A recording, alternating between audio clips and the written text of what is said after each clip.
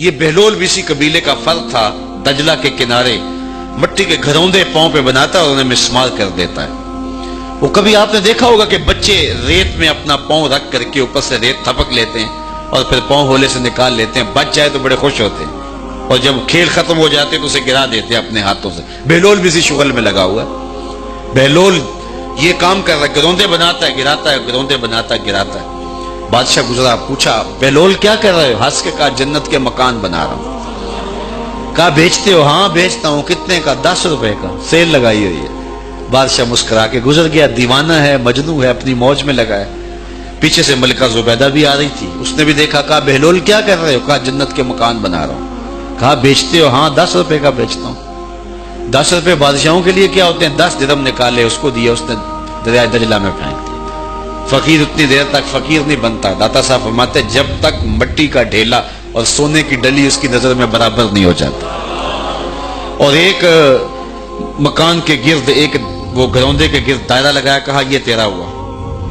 ملکہ گزر گئی، بادشاہ بھی چلا گیا۔ شام کو اپنے محل میں پہنچے، بادشاہ سویا، منظر جاگا کہ حشر کا دن ہے، پھر جنت کا منظر ہے، جنت میں بڑے بڑے خوبصورت مکان ہیں۔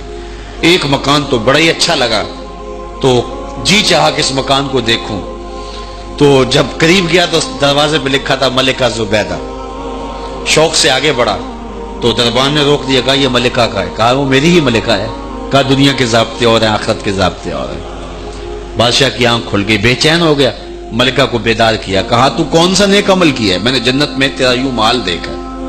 ملکہ کہنے لگی وہی معمول کی نمازیں، وہی سب کچھ، کوئی نیا کام تو میں نے کیا نہیں۔ ہاں یاد آیا، کل گزر رہی تھی، دجلہ کا کنارہ تھا، وہ جسے لوگ مجذوب کہتے ہیں، وہ جو دیوانہ کہلاتا ہے، وہ بہلول، وہ جنت کے محل کہتا تھا، وہ بنا رہا تھا۔ میں نے کہا چلو کوئی بات نہیں، فقیر ہے، 10 روپے کیا ہوتے ہیں، تو میں نے 10 روپے کا ایک محل خریدا تھا۔ بادشاہ سر پکڑ کے بیٹھ گیا، وہ تو مجھے بھی کہتا تھا۔ میں دیوانے کی بات سمجھ کے گزر گیا۔ اگلے دن بادشاہ قصدن گزرا۔ جب قصدن گزرا نا تو دل دھڑک رہا تھا کہ کہیں مجذوب پھر آج مل جائے اور اسی موج میں ہو تو کام بن جائے۔ دیکھا تو بہلول وہاں بیٹھا ہوا ہے، آگے بڑھ کے دیکھا تو کام بھی وہی۔ بادشاہ پھر رک گیا، پوچھا بہلول کیا کر رہے ہو؟ اب دل دھڑک رہا تھا کہ مجذوب ہے، کوئی اور بات کہہ دے تو چلو اچھا ہو کہ وہی جواب دے دے۔ اس نے وہی جواب دیا، جنت کے محل بنا رہا ہوں۔ بادشاہ کا کچھ دل ٹھہرا، پھر کہا اچھا بیچتے بھی ہو؟ ہاں ہاں بیچنے کے لیے بنا رہا ہوں۔ بادشاہ ادھر جیب میں ہاتھ ڈال رہا ہے اور ادھر پوچھ رہا ہے کتنے کا؟ کہا آدھی حکومت لگے گی۔ کہا کل تو 10 روپے کے بتا رہے تھے۔ کہا کل تم نے دیکھا نہیں تھا، آج سودا دیکھ کے لے رہے ہو۔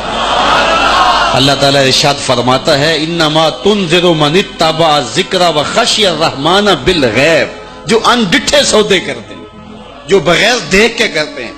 اچھا چلو ایک خوشخبری میں آپ کو بھی سناؤں، اور وہ خوشخبری رسول اللہ کی زبان سے۔